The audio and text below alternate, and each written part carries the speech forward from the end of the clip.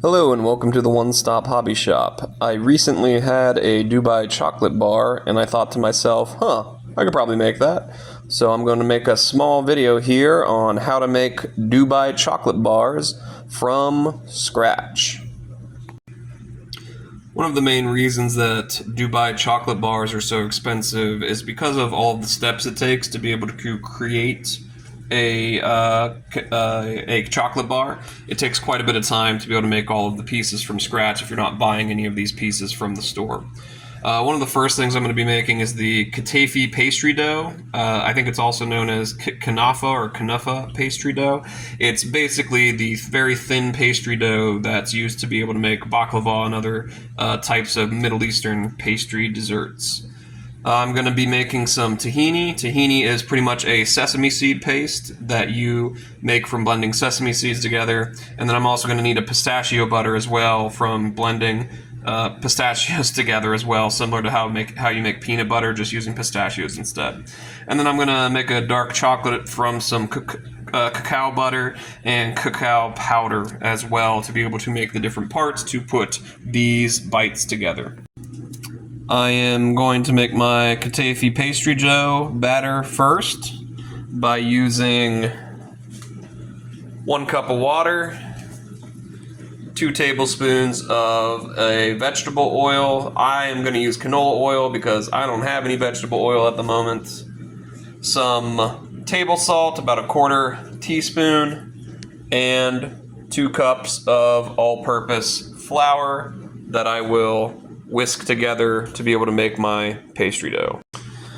Alright, for the Kataifi pastry dough, I'm first going to put my salt and flour into a small bowl to be able to mix it. I'm going to create a little well in the center so that way I can mix the oil and water directly into the center and try to do a little bit of flour at a time so it doesn't get all clumpy and ridiculous. And then I'm going to go ahead and pour my oil and water into a bowl to be able to pour it in slowly. And I'm just going to mix it up a little bit. Oil and water doesn't mix, but I can at least create some bubbles and spread the oil throughout the water. So hopefully I get a more even mix of it when I pour it into the batter. Just doing a little bit at a time. I've got my first little pour in there, and I'm just going to start mixing it together. You can see it's clumping together almost immediately. There's going to need to be a lot more water in here. Adding a little bit more water. It gets a little bit more pasty, it looks like. Let's go ahead and put a little bit more in to try to get it a little bit more thin. With about 3/4 of the oil water mixture in there, it's getting quite a bit thinner. It's still a little thick, more like pancake dough. I want it to be a lot thinner than that, more like a crepe pastry mix. As you can see, with the entire amount of oil and water in there, the 1 cup and 2 tablespoons of oil, it's still way too thick. So I'm going to add about a 1/2 cup more of water and another tablespoon of oil and see how thin I can get this stuff. Now it's looking better. Still a little lumpy though, so I'm going to add another 1/2 cup of water and another tablespoon of oil to be able to thin this out to a better consistency for being able to drip onto the pan. Now this is what you're looking for in consistency. You can see it's a lot more watery, but there's no more lumps in it. For the majority of it, it mixes smoothly, and specifically when you pick up the whisk, when it's covered in it, it just falls right out in between it, and there's none of it really sticking to the whisk. It falls right back into the dough. So now that I have my Kataifi pastry dough mixed up, I'm going to put it into little sauce bottles to be able to get a small thin consistency from these nozzles when I put it out into the pan to be able to make it.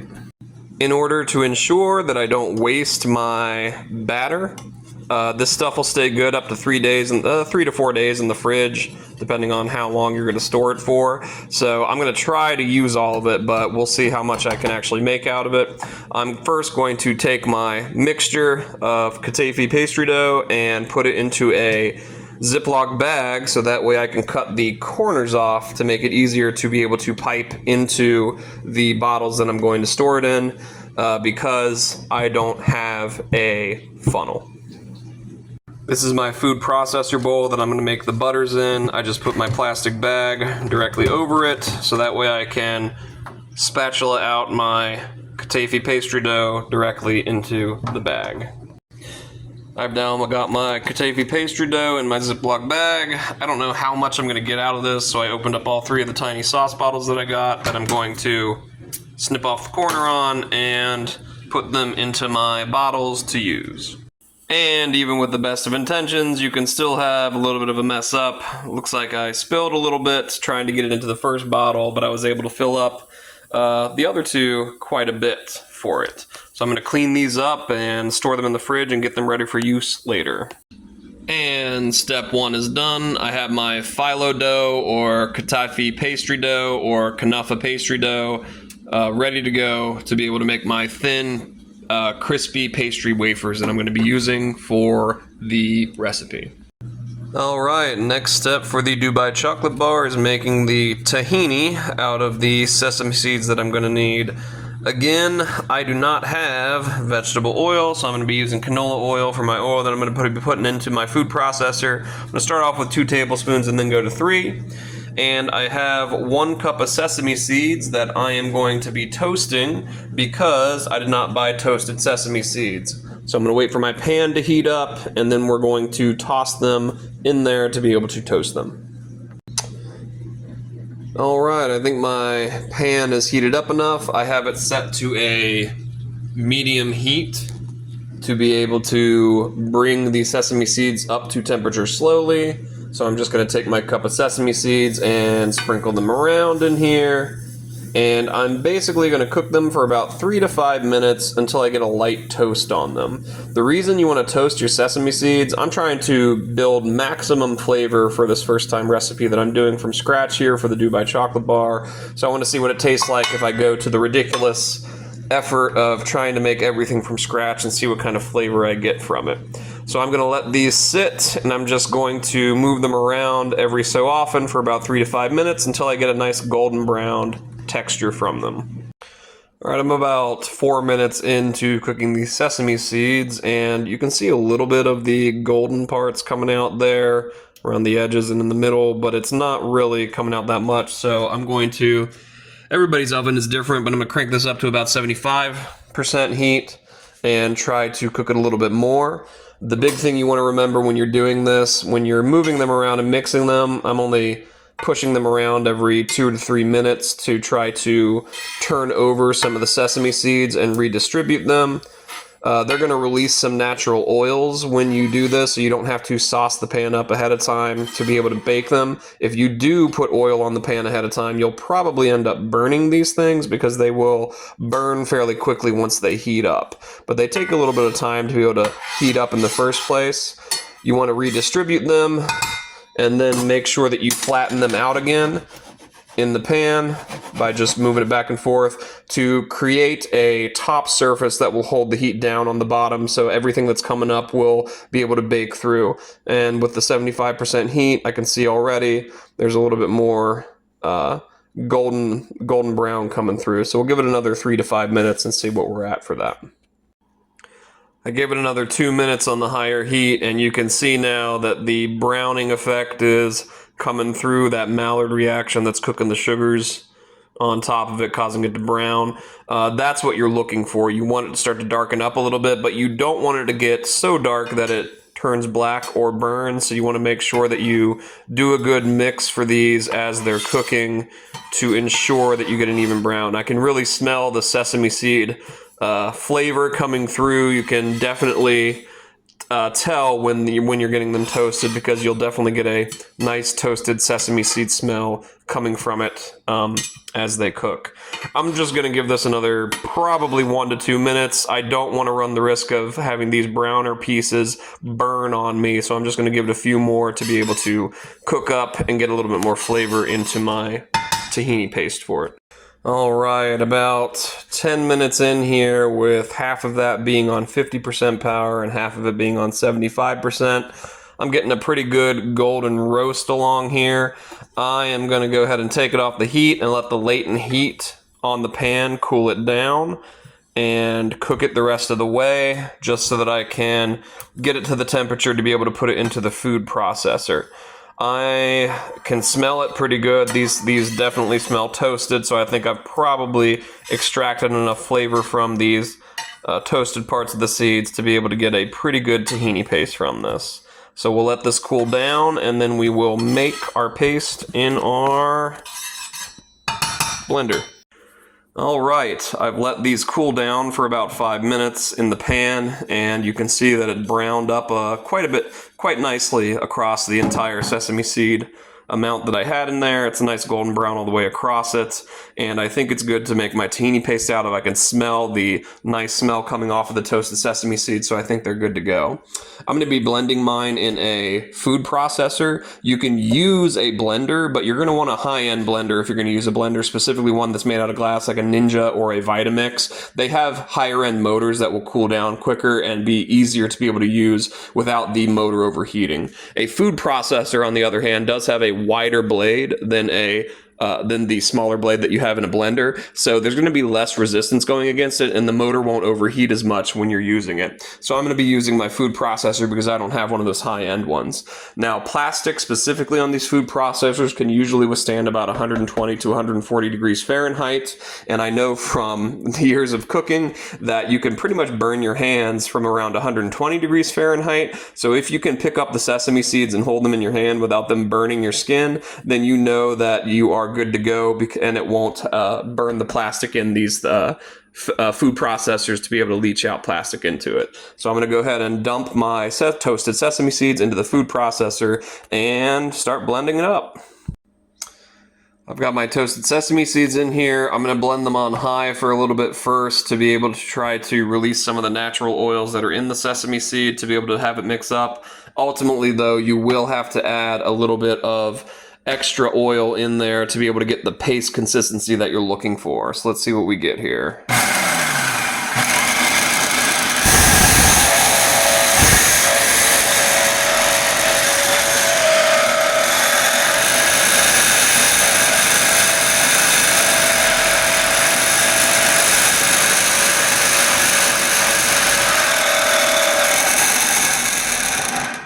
And this thing sounds angry because that is a wobbly surface that I have in here on that to be able to hold it in place. So I'm going to keep on blending it, put some oil in, and try to get it a little bit more consistent. And I just opened this up to pour in 3 tablespoons of oil to go ahead and toss all 3 tablespoons in to try to blend this up into a paste, and it smells delicious already. So I'm going to blend it on high for a little bit and try to get this down to the consistency that I'm looking for.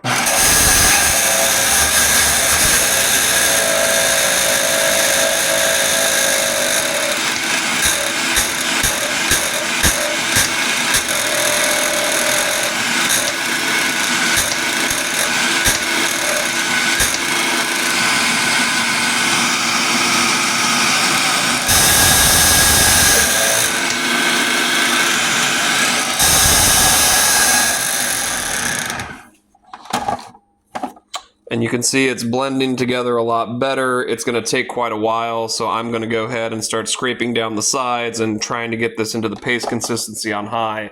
I'm going to need both hands, though, because this thing is really wobbly, and I don't want it to just be screaming the entire time. So let's go ahead and finish this up. All right, in total, I blended this for about 5 minutes on high. Didn't take very long, and you can see we got a nice toasted sesame tahini butter paste that we have there, dripping right off of there. I did end up adding another tablespoon of canola oil. In the future, I will definitely keep it at 2 to 3 tablespoons. I did not realize how much oil would be released from those sesame seeds once they blended up all of the way. But it's all right. I can get that with the consistency of the Kataifi dough, the phyllo dough that I'll be using later to be able to soak up some of that extra moisture. But let's go ahead and put this into a container to store it for our assembly later. And after scraping out the food processor and putting it into a container, looks like I got about 3/4 of a cup. This is a 2-cup container, so a little bit less than a cup, basically. I'm going to call it around 3/4 of a cup of tahini paste to be able to use in my recipe for Dubai chocolate. I'm going to store this at room temperature just on the countertop and see how long it lasts over the next few weeks. But I'm going to use this for my one of my ingredients in the Dubai chocolate. Step 2 done. Now step 3 is making the pistachio butter. I'm going to need about 2 cups of raw unshelled pistachios, unsalted preferably, so that way I can add as much salt as I need to later to flavor it. And I'm just going to do the same thing that I did with the tahini paste, just basically blend it up on high until I get a nice even consistency. Worst case scenario, if it's not consistent enough, I'll add probably 2 tablespoons, up to 2 tablespoons of an oil, canola oil, because that's all I got to be able to get it to the right consistency. All right, I've been blending my pistachios on high for about 2 minutes now. It's very grainy still. I don't think it's releasing as much oil as the sesame seeds are. So I went ahead and added 2 tablespoons of the canola oil to be able to try to get it to get a little bit more liquidy and consistent. So let's blend this up and see what happens.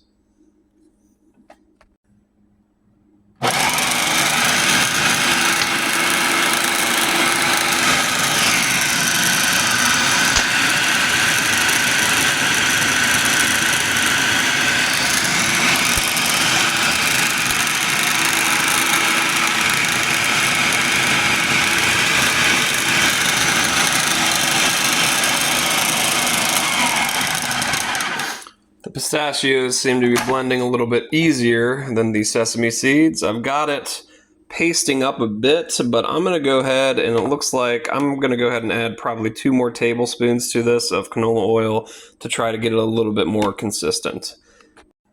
And that is looking much more consistent after a couple more tablespoons there, so I'll have to edit my recipe for that. It's getting more like peanut butter, basically.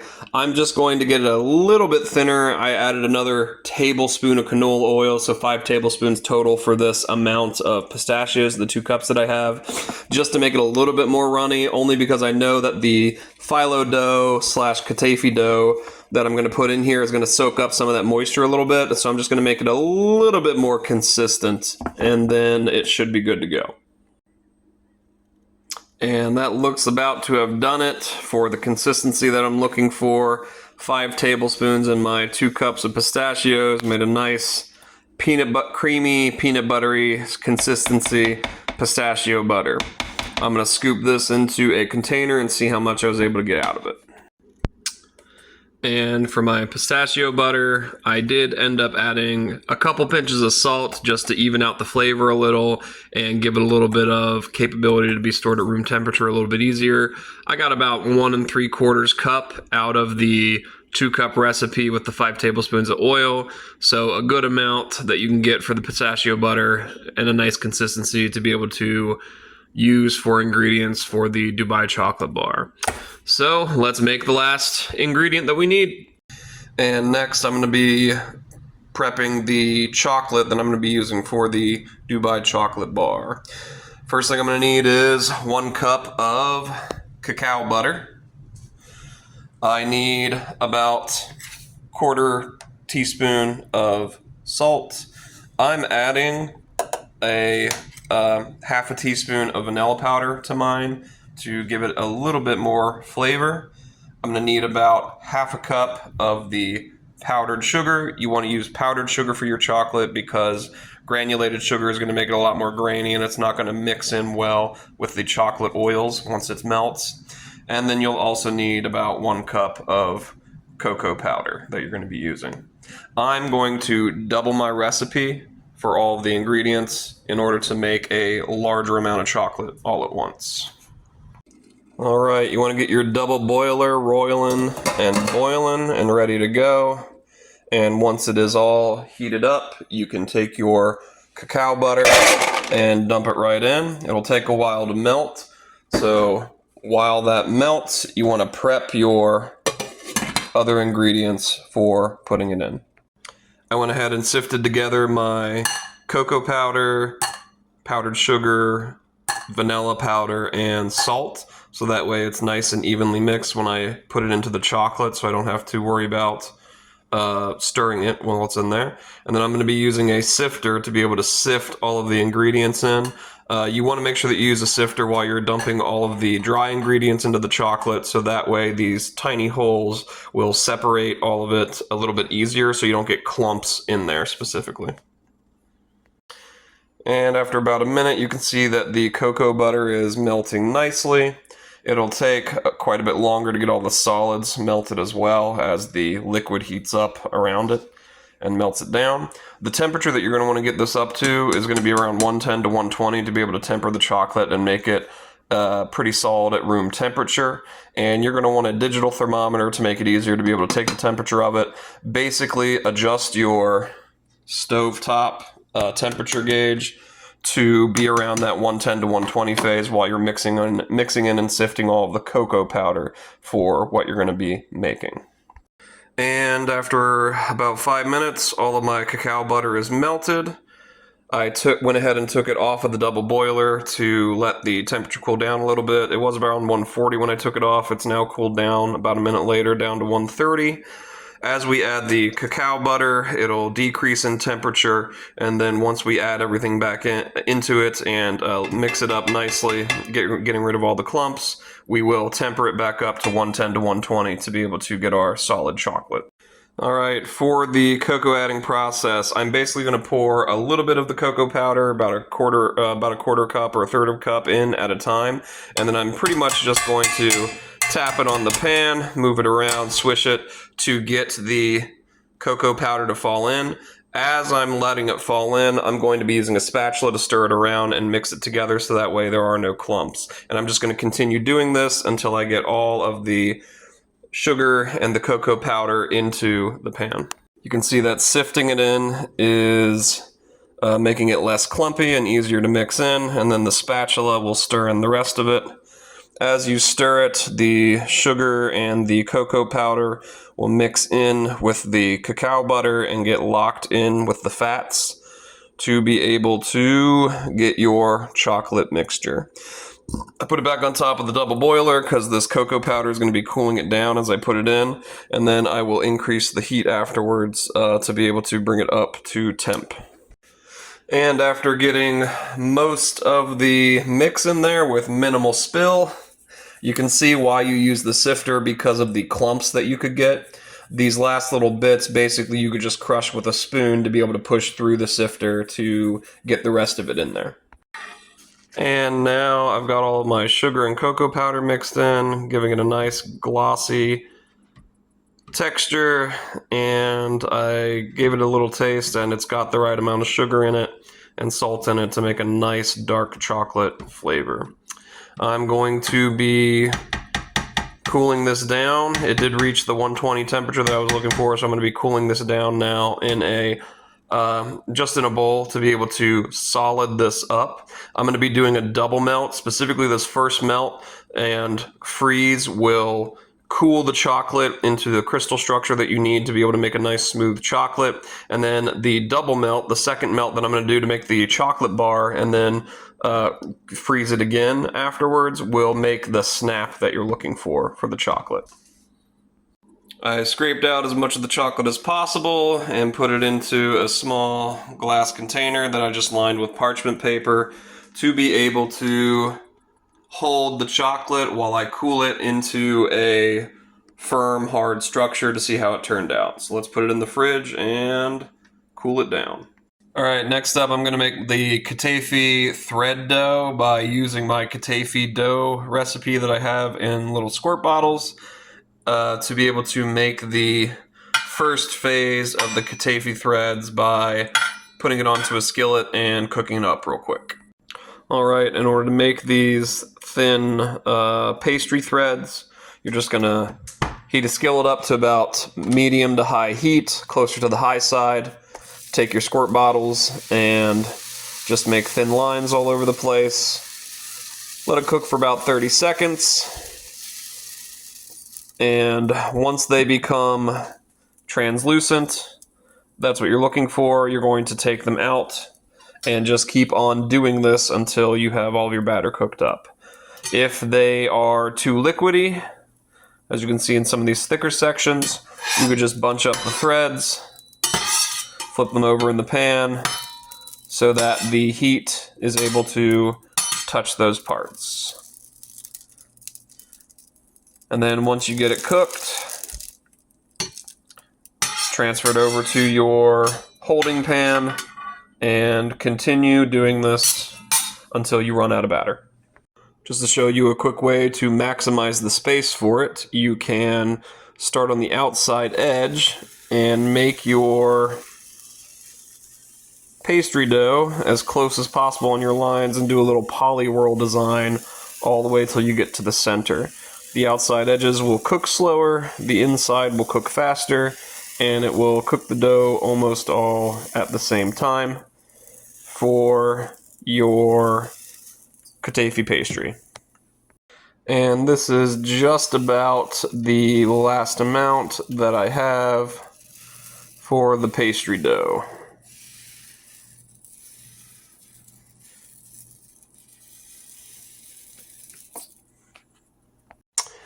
Accidentally burned a few of them already, but in order to prep this pastry dough now that it's all cooked, I'm going to melt some butter and shred this dough as much as possible by hand, and then I'm going to recook it on the skillet to be able to crisp out the outside of it to make it much more crunchy. Alright, I tore it up by hand, and I also used a knife to be able to make it a little bit thinner in little chunks, basically like hash browns consistency is what it kind of looks like on here. So I need to add some butter to the mix. I'm just going to go ahead and melt a chunk of butter right quick like.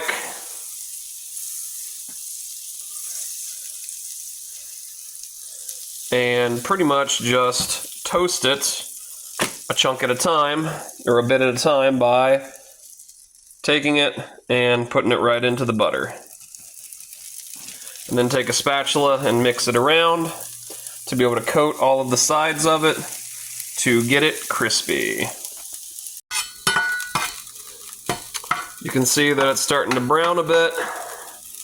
Just keep on mixing and mashing it, pushing it around. Let all sides of it cook evenly. You're probably going to want to leave it on the stovetop for, I don't know, about 2 to 3 minutes, 3 to 4 minutes to be able to get the color that you're looking for. And you can clearly see I didn't stir this one enough while cooking it, but this is what you're looking for, the nice crispy hash brown consistency for your dough. I'm going to mix it and chop it in with the rest of the pieces here so that you can have a nice, even, consistent toasted flavor across the dough.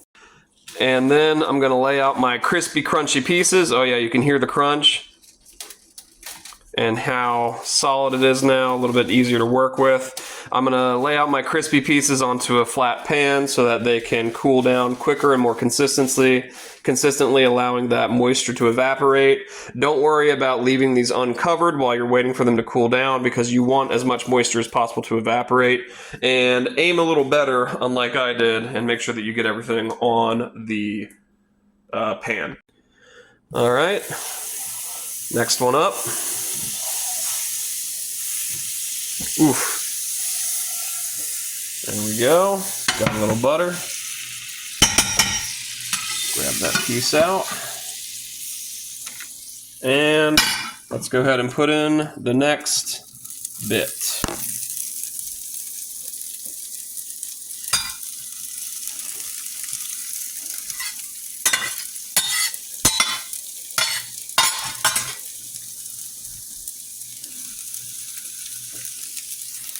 Go ahead and get it back on the heat. Give it a little mix and we'll let it cook. That second round is browning up nicely. Just trying to flip over the pieces so that the other sides of this can get cooked. And I'll give it another couple minutes on the stovetop here. And dang, this smells delicious while it's cooking. That butter and dough flavor that you get coming through in the scent.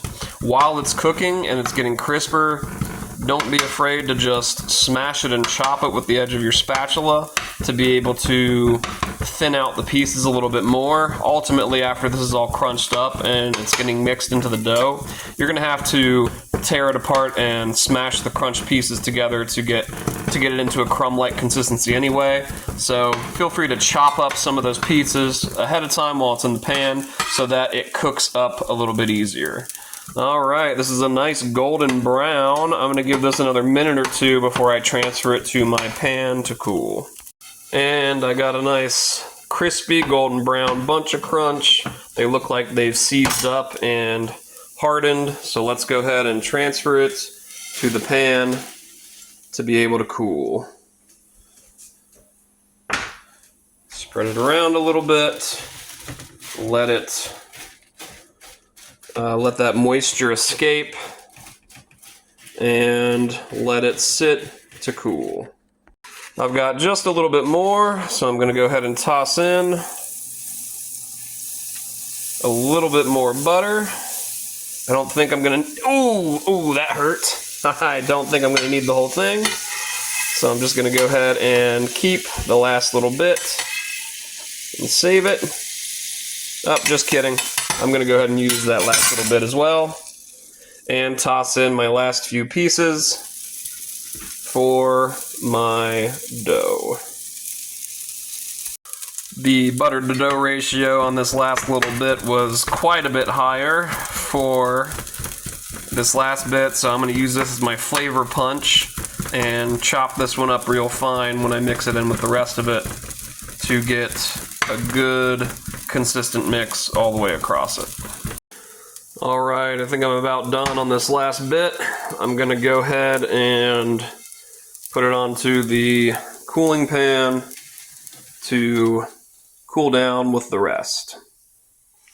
And I got a pretty good amount out of the 2 small drizzle nozzles of dough that I had for my recipe. And I'm going to show you how to maximize your consistency and crunchiness for this recipe. After you have all of it cooled down for your dough and you have it crunched up as much as possible, you're literally going to take both your hands with gloves and smash the pieces together, crush them in your hands. The crispier pieces will push into the softer pieces, tearing apart both of them at the same time to create a much thinner version for the filling that you're going to be making for your Dubai chocolate bars. And then after you do this and you get it consistently mixed all the way through, where you pick it up and it will still fall apart, but all the pieces, dry and not dry, are mixed together, I'm going to transfer this back to my heating pan to cook it one more time so that these tinier pieces can get the crispiness on the outside edges of everything all at once. So let's go ahead and do our final cook for this filling ingredient. And after transferring it to the pan, you can hear it sizzling. I did not add any more butter. There's plenty of latent butter on all of these pieces already. So I'm going to sit this for about 5 minutes, maybe 7, and mix it every 1 to 2 minutes to put the softer pieces on the bottom, so that way the entire filling with all these smaller chunks can get crisped up and make them nice and crunchy and consistent all the way through. And this is what you're looking for now that I have it all smashed down and chopped up. While it's cooking, I gave it one final quick chop with the spatula all the way through, and you can see my bigger pieces that were softer have now seized up, the moisture been cooked out of them. I have a nice golden brown color across the entire pan, and a lot of tiny crispy pieces that can easily be mixed in with the tahini paste and the pistachio paste that I have. So let's go ahead and cool these down, and we will then make the filling for the Dubai chocolate bar. So my Kataifi threads that have been chopped up are cooled down. After doing a little check, I've got about 2.5 cups of this toasted dried Kataifi thread dough.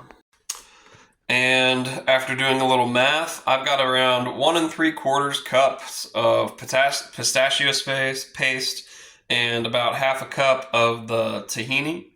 So for the 2.5 cups, for every 1 cup of these threads that you have in here, you're going to need about a half cup of pistachio paste and 2 tablespoons of tahini. Since I have 2.5 cups here, I'm going to need about 1.5 cups of the pistachio paste. So since I have a little bit over 1.5 cups, I'm going to go ahead and put the whole amount in there. And then I'm going to go ahead and pour in about 4 tablespoons, actually 5 tablespoons of the tahini paste into the mix. And pistachio paste, check. And now I got the tahini paste in there. Next up is to mix it by hand to give it a nice mixed consistency for all the ingredients. And now I have my Dubai chocolate filling mixed up. All of the Kataifi threads are smashed down and mixed together with the pistachio paste and the tahini butter. I'm going to push this into a ball and put it in the fridge to be able to harden up a little bit to fill into my chocolate pieces that I'm going to make.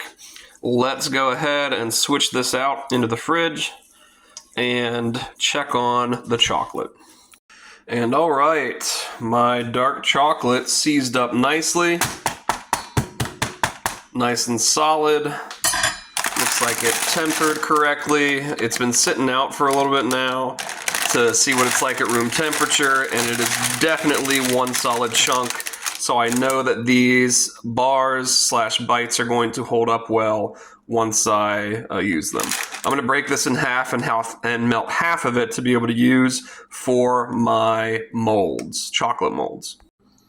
All right, I chopped my solid, seems like 3 to 4 pounds of chocolate in half. And I'm going to be tossing 1/2 into the double boiler as soon as it heats up to melt it back down to that 100-degree temperature to be able to use for my molds.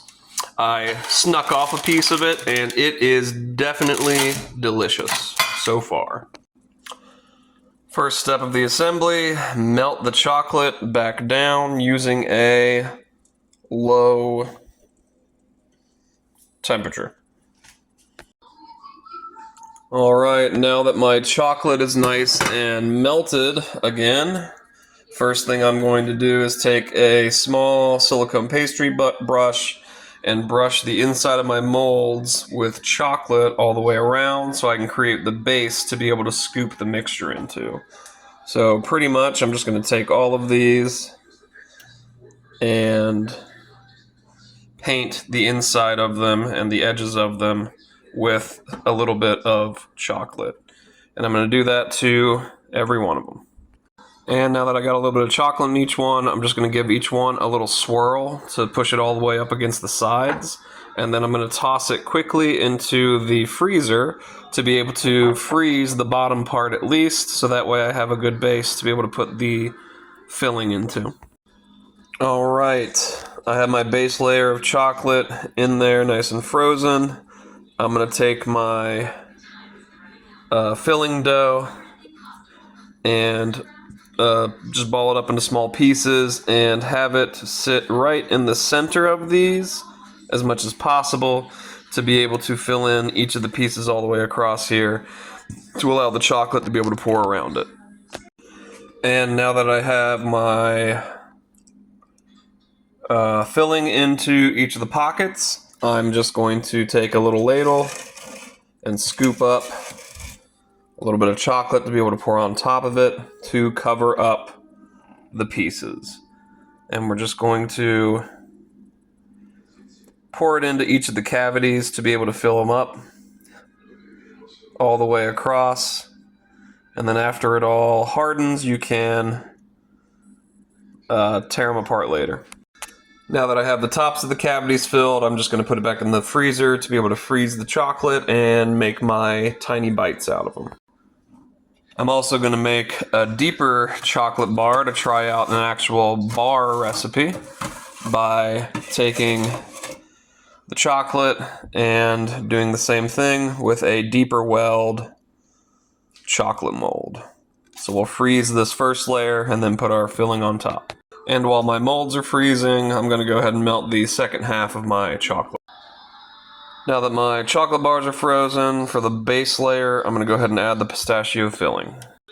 Now I've got my pistachio filling in all the bars. Tried to leave a little room on the edge, so that way when I pour in the top layer of chocolate, I can get it to fill into the edges. So let's scoop some melted chocolate out and fill these in.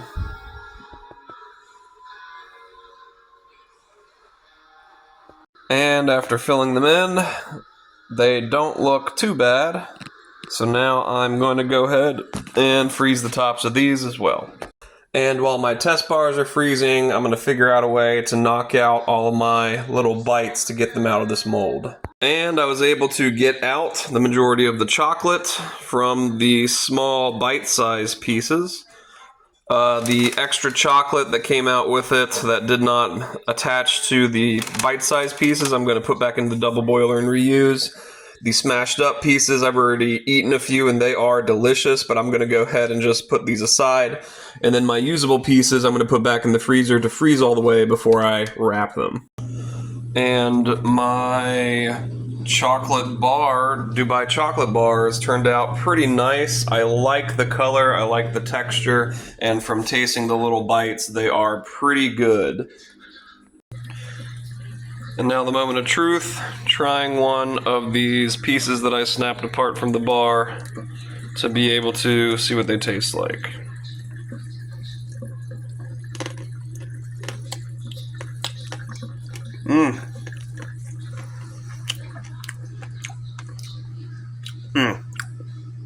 I really like the dark chocolate. It's delicious. The dough, with the filling with the pistachio and the tahini paste, tastes really good. It's like a kind of like a peanut butter, but with the crunch in it from the dough, almost like a Kit Kat bar, and it mixes really nice together as one big crunch. I definitely see why these things cost so much though, because making all the individual ingredients and putting it all together takes a lot of time. Not bad though for my first try. And the final step for these chocolate bars and the chocolate bites that I made is going to be storing them and wrapping them for future consumption. Basically, I'm just going to use parchment paper on the outside to keep the chocolate from sticking to the foil, and then I'm going to wrap the foil around it. First, you wrap the parchment paper around it, then you wrap the foil around it. Now it's ready to store. Alright, just a small recap here at the end of the entire process. My gosh, this thing took about 9 hours to make to get the amount that I got out of this. Over that course of the 9 hours was making every single little individual ingredient and putting it all together and making sure that you froze it and put it together. And I got a nice room temperature stable product that I can keep on the counter for probably 1 to 2 weeks without it spoiling or going bad. And then if I wanted to keep it in the fridge or the freezer, I could go up to several months for it. I'll most likely end up freezing most of this stuff in the freezer and then just thawing it out whenever I want to use it or eat it. But overall, the entire cost of this costs about probably $25 total. And the amount that I got prior to breaking up some of the pieces and eating a few of the chocolate drops, I was able to get 3 whole full-size Dubai chocolate bars out of this. So I probably could have made more if I didn't use all of the chocolate for the bites. And then overall I got about 41 of these individual tiny bites out of them as well. So not a bad turnaround for the $25 that I put into it. It's just a lot of time specifically to make them. So if you're going to make these and make them in bulk, you definitely need to make sure that you have enough molds for them and enough fridge or freezer space to be able to cool down all this chocolate fairly quickly.